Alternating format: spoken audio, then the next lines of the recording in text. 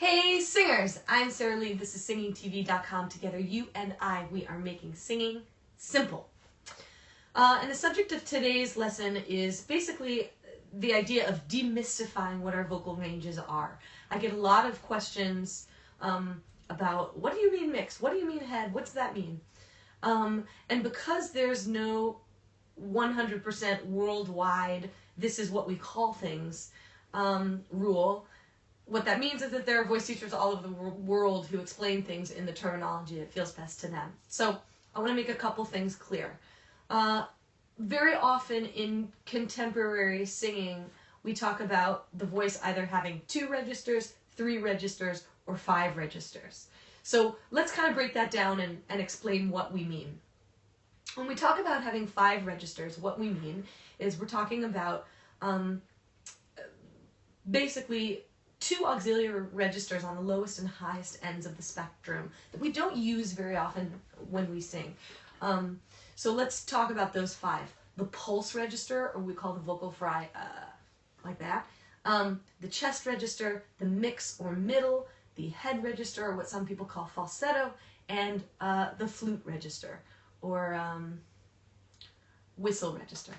So if we're talking about the lowest and highest of those, the pulse or fry or the flute or whistle register, we don't use those very often. They're relatively auxiliary. We don't have to focus on them for the purpose of today's lesson. The 3 that are left in the middle are often called different things. So let's talk about the chest, or if you're in Europe, often you'll hear modal register, is basically where we sing in the same frequency range or area as where we speak. So if I do this, hey, how's it going? Hey, how's it going? La la la la la la la la la. Most pop music that you hear sung on the radio today is sung in chest register. And where I think a lot of confusion comes in between chest, mix, or middle, and head is basically that we have functionally 2 things happening. Physiologically, there are 2 sets of muscles that are working, or at least that are dominant when we sing.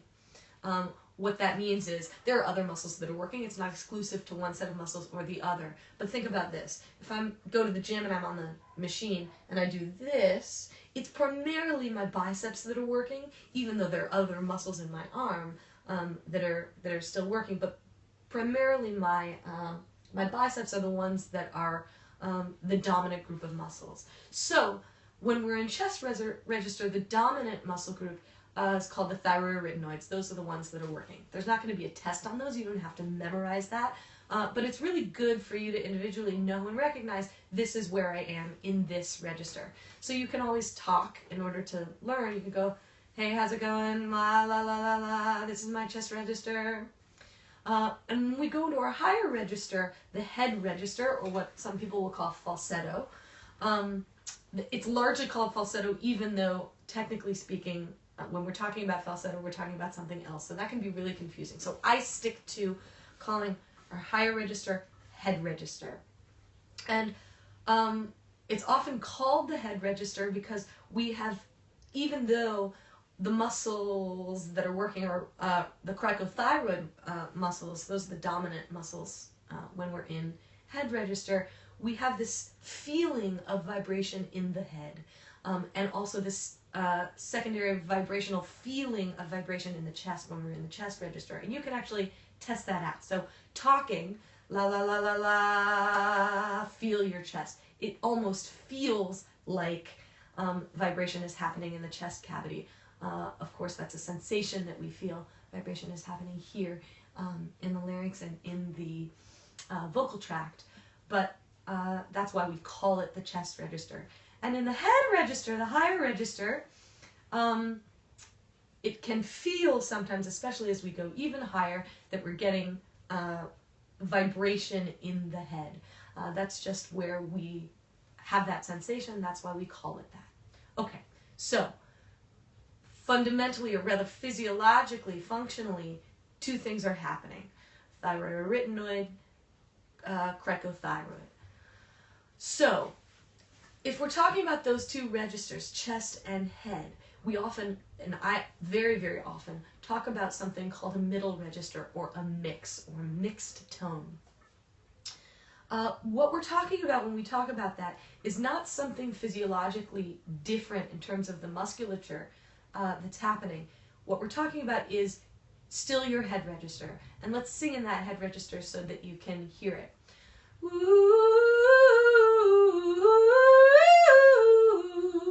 For beginners, those of you who haven't been singing a lot or aren't trained yet, that may sound much more breathy.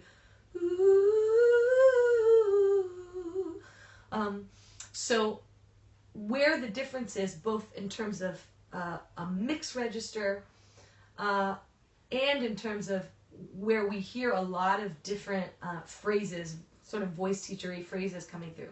A lot of people will say, bring that tone forward, or give me a mixy belt, or kind of a heady belt. There are all these phrases that we use. And what we're referring to, basically, when we're outside of chest and head, isn't something that's physiologically different in terms of musculature, but something that's different in terms of where we are and how we are using our resonance, where we're directing our air, how we're shaping the inside of our head, or basically the cavity that makes our sound, the vocal tract. So when we talk about a mixed register, we're still in head. It's just that we're doing what a lot of people call singing from the mask, or bringing that tone forward, or a lot of people will call it an edgy tone, or I was just reading, somebody said something, some people will say a forward mix, edge, like a mixed belt. All of these things are referring to trying to get more nasal and nasopharyngeal resonance, meaning rather than whoo, we're going whoo. There are exercises that you can do to do this. I think the easiest one is to put like a G in front of your vowel. So if you try on an oo, if you're, let's do it a little higher, this C. So if you're singing a C5 and it sounds like this, and you want to get less breathy tone, you want more power in terms of the sound, put a little G in front of it, and hopefully that'll help. That's what we're referring to, that particular tone, that sound, when we talk about a mix.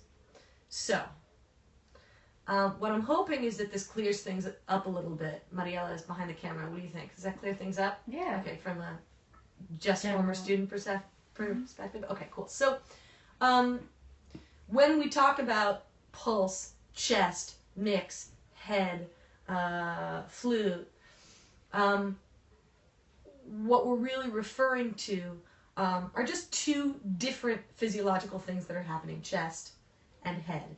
And yet we're calling them these different names. And I think that that can get very, very, very confusing. So I wanted to make sure that you know that physiologically, a lot of people will argue, I've heard these arguments, but there are only two registers. Okay, understood. And if we're talking about what's actually happening within the musculature of the larynx, that's a great way to think about it. When we start taking into account what a lot of people call placement, then we start referring to things as different registers. I don't want that to confuse you, though. So I hope that helped. I hope that cleared things up. If you have other questions, tweet me up at SingingTV, or leave a comment below. I'm Sarah Lee. This is SingingTV.com. Together, you and I, we're making singing simple.